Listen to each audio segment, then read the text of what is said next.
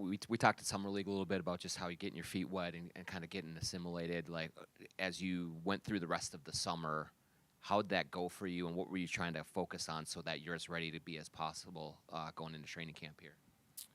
Just stacking days, getting information from the coaches, talking with the players, just asking them what they need from me, and just putting my head down and working every day.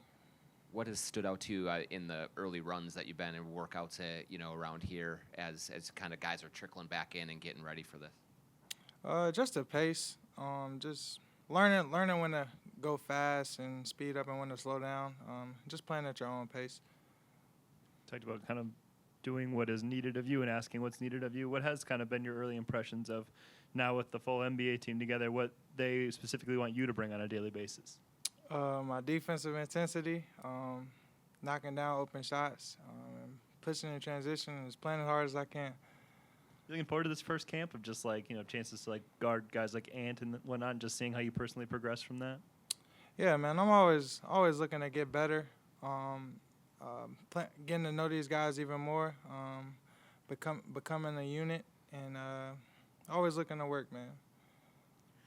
Speaking of taking kind of that defensive route, what have you learned from being around so many good defenders like Rudy, Jaden, or have you had a chance to talk to them yet? Yeah, when the first time we played, actually, Jaden was here and he was guarding me, and I didn't realize how long his arms was and how good of a defender he was. So I'm like, dang, and I would start asking him questions and stuff. But always you can always pick up from guys you play against and the guys you play with. So I'm always asking questions to get better. But it's been good being around those guys.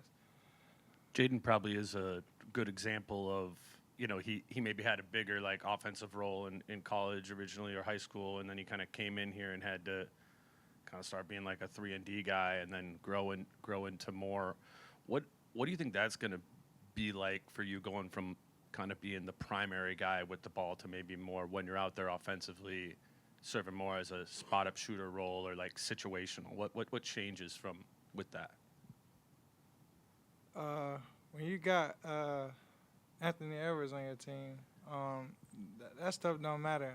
So I'm doing whatever I got to do to suit him and Jaden, Rudy, and all those guys.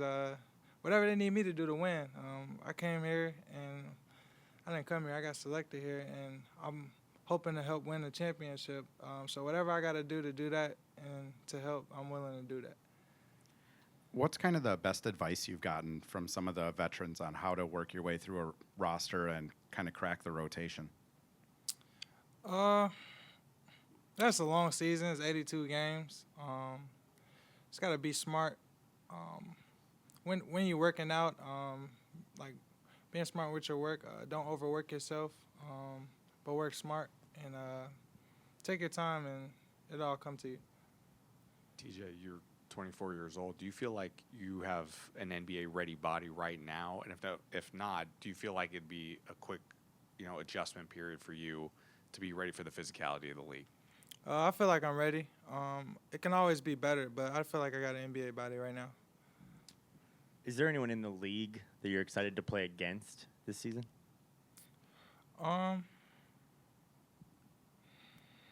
Honestly, I'm just excited to play my first game, but maybe guarding a guy like Luka or some guy like that would be nice for me.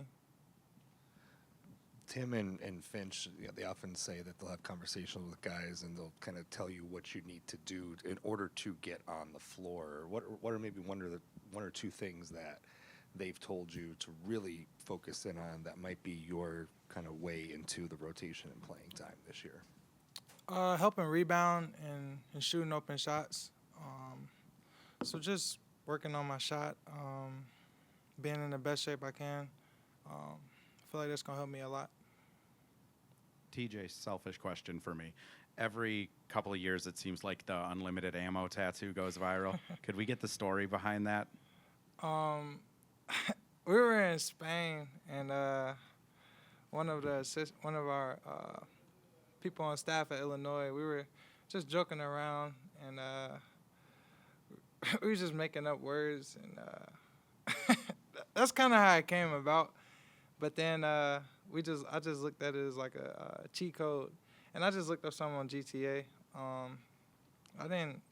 I seen that some guy had it before me, but I didn't know that. I actually just looked up on GTA unlimited ammo, and I just got it as a tattoo. I thought it was cool. It's something me and Quay came up with together, and we just ran with it. How did that game go for you offensively when you played against Jaden in the facility? It was 5-on-5. So it was just the way he closed out. Like, he'd be so far away, but his ability to contest and affect the shot, it stood out to me, and so I asked him and I talked to him about his defensive techniques.